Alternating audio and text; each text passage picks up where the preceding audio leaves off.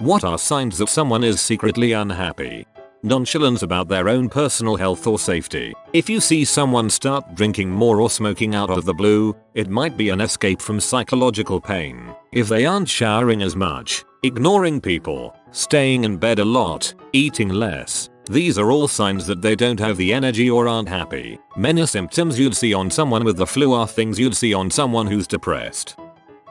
Switches in behavior. Our friend was so tired, lackluster one moment and flipping out over something trivial the next. Later on, she said she couldn't talk about what really mattered, so she focused on little stupid things. For example, the bus being late, and got super angry about it. It was always something out of her control, something she could get angry at without blaming herself for it.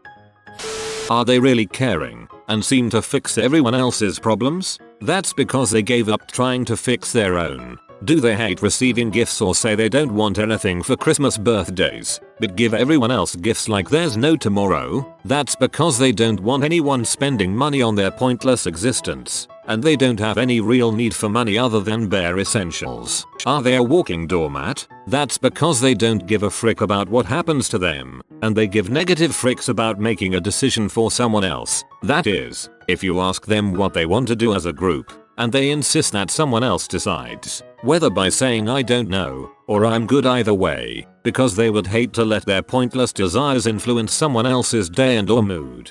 I don't think I've ever have nor ever will relate to a Reddit comment so much, and unfortunately it's not a good thing. Dang son. If someone overreacts to something small and blows it way out of proportion, it's usually a sign that they are very unhappy about something else but either don't know it or are incapable of fixing it. Or underreacting to everything, big or small, almost having no reaction to any problem no matter how much it involves them and just fixes it in silence practically on autopilot, or just walks away not caring. Getting upset or unable to handle a fairly simple task, particularly if you know them and know they're not just incompetent. Big problems people keep to themselves often show in the small stuff. Sleeping all day. Also using sleep to treat problems like boredom, stress, headaches, or any number of minor physical symptoms that pop up. I legit have a headache and sleep does make me feel better, but I'm pretty sure that the basic cause of both is depression. Awake all night. No matter how little I sleep during the day, I can't fall asleep at night. I get agitated from trying. Yes, I've tried meditation. Yes, it does help some, until I either overthink and have a panic attack, or fall asleep and wake up gasping and crying from awful nightmares. Day sleep does neither of those things. Forgetfulness. Not eating, overeating. I am not hungry during the day, but I get the munchies saint night. I can control my nighttime urges usually, but then I'm still not hungry during the day. Also using sleep to treat problems like boredom, stress, headaches, or any number of minor physical symptoms that pop up. When I'm in a depressive period, I do this. I tend to try and sleep off everything. Headaches, anxiety, stress, hunger. Doesn't go well. Run down. Sick all the time. Snapping over things that might seem little. They use Reddit for hours a day as a temporary reprieve from the bottomless pit of despair that is their life. Wow, hi friend. Superficial dialogue about off-topic things. Avoiding talking about how they feel or sharing personal details of their life. This was mentioned on the show Sherlock, but I've found it to be largely true in real life. There is a good chance that they are depressed if the person is smiling when they know people can see them, but looks sad when they think they are alone. This could also mean they're a waiter or shop attendant on a 14-hour shift. I'm unhappy because I'm becoming increasingly aware of the enormous flaws in my personality, work ethic, and character that are preventing me from making the most out of this life. There's nothing worse than realizing you've been given so many opportunities and advantages, and squandered them all. The best you can do is chalk it up to experience and realize you are a better individual for understanding how not to go about things. If you feel guilt and regret, then the present you is not the same person who fricked up. Constant, jokey self-deprecation. Oh, I do this way too much. Everything in here is so relatable it's almost terrifying. Just sitting, for hours, browsing your phone, hoping the people you live with won't interrupt your foggy solace, but deep down wishing you could just remove yourself from this stale nightmare of boredom and anxiety. They're reading this thread. Yee. Sleeping a lot is a very good indicator of someone who's very lonely and unhappy with life.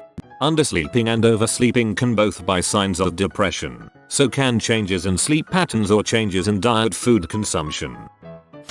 Reading this thread has taught me I am extremely miserable. I teeter on the edge of extreme joy and crippling loneliness most of the time. This thread is half of who I am. They look away, staring out the window or at an object in the room. Their attention is elsewhere, internal, sullen and withdrawn. It's a why the frick am I here kinda look. Speaking as an unhappy person, if they laugh at everything, anything that can make me happy, even for a second, I will reach for it and try to hold on to it as hard and as long as I can. This isn't always a direct indicator. Some people are just easily amused, but I've seen it and done it enough times to keep it in mind. I've noticed that I tend to laugh with other people even when I didn't hear the joke or understand it correctly. After I do anyways, I ask myself, why am I like this? Nothing other than what I've already known, I suppose. Outwardly smiling all the time or never serious about anything. Source: me.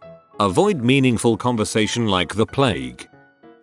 They look tired all the time. Yeah, having low energy constantly, not due to being overworked temporarily like a student or someone, is a sign of depression. Plus being exhausted 24/7 won't exactly contribute to a good mood. Proper sleep is so important to mental and physical health, so when it's disrupted by sleeping too much little due to unhappiness, it can be pretty obvious. That said, not everyone is super depressed if they're sleep deprived, but it definitely doesn't help anyone.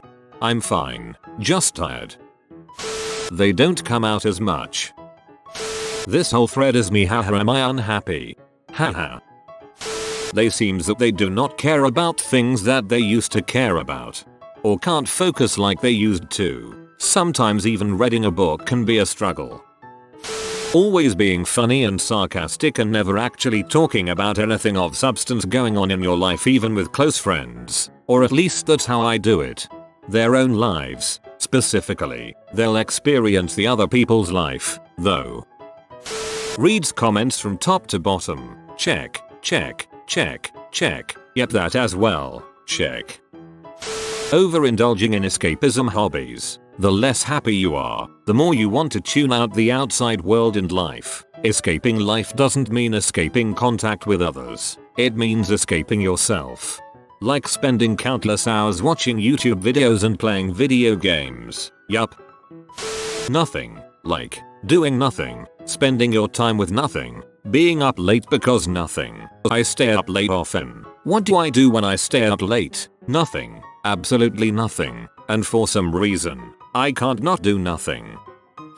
Their house is unusually dirty. I don't mean messy with things not put away, but genuinely dirty. Old dishes in the sink, overflowing trash cans, etc. No longer able to care about minor daily chores due to depression. They no longer want to invite anyone over in as a result. Offering to help get them caught up on it only leads to more guilt and shame. Dead eyes man. Dead eyes. Black eyes, like a doll's eyes.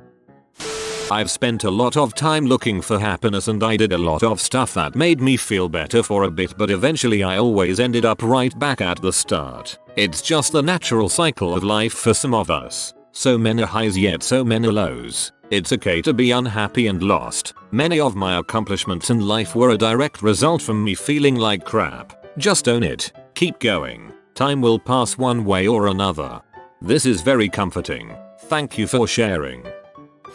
Well, I recently got divorced. It's been rough. Very rough. I'm still battling and it's been 6 months. I've been deeply unhappy for a while now. What changed when I became unhappy? I went from drinking once or twice a month to drinking almost every day. But my friends didn't start getting super concerned until the CUs started coinciding with the drinking. I went from using absolutely zero C to doing it all the time, and blowing all my money on any kind of entertainment to preoccupy my mind from the divorce. That threw up some red flags for people. and I kept saying things like, yeah, that's true, but I don't really care if I live or die, so whatever. I began lashing out irrationally at people for no good reason, getting hostile with minimal or zero provocation, sleeping 12-16 hours at a time, being late for work every day, usually with a hangover, just all around being a dirtbag. But I bought a dog recently from the pound and haven't been drunk high since New Year's Eve. I'm trying here. I'm sorry you had to go through a divorce. That must have been rough. But getting the dog was a great idea though. They bring a lot of joy to your life. In time I'm pretty sure things will get a whole lot better for you. Small steps in the right direction. Instant smile when someone talks to them. It's just a show. Well, here goes. I know that I'm unhappy because I can't remember the baseline of happiness. I can't remember where things went tee up, but what I do know is things seem like they haven't been easily manageable in years. I used to think that it was so easy to be happy. It came naturally to me. Then something happened, and I can't quite put my finger on it. I lately have just chalked it up to being an adult and realizing that the things I'm supposed to do in life, have kids, own things, have a great job, mean absolutely nothing to me, and the things I used to be so proud of made me look childish or immature. I will say this, my ability to joke about everything and generally brush most things off has been a great set of armor for so many years, but to be honest it has tarnished and rusted from countless years of dealing with life. If anyone knows a good upgrade, it would be greatly appreciated. I'm not sure if I accurately answered the question, but I assume my point was made. Overeating. Complaining all the time, about just about everything. They can't be happy on the outside because they're not happy on the inside. Get pee drunk on a regular basis and play their sad playlist over and over. Source, me. Always acting upbeat. Seriously, that upbeat person that never gets in a bad mood is secretly miserable, I promise. They use very neutral adjectives. I had a neighbor who whenever I ask how his day was going he'd reply, very enthusiastically I might add, unbelievable. At the time I took it as he was having a great day. He's now divorced. Looking back, I don't think unbelievable meant what I thought it meant. Cold cynicism passed off as a joke. I think the saddest people always try their hardest to make people happy because they know what it's like to feel absolutely worthless and they don't want anyone else to feel like that. Robin Williams. We joke about everything. Which is funny, because then people say I'm the most positive person they know, when really I'm just trying to hide wanting to die. There are several signs, and are often used in combination with each other to localize unhappiness with a person. 1. They often look tired, and yawn a lot in social settings due to lack of sleep. An unstable sleep schedule could also occur. 2. They don't socialize a lot, at least not compared to what they used to do. They often prefer sitting at home rather than coming out with friends, and tend to not contact their friends as often as they used to. 3. Often not as talkative, engaging in a conversation, would like to hear more about you than talk about themselves as they believe they're not interesting enough to others. And NBSP. Also known as night shift workers.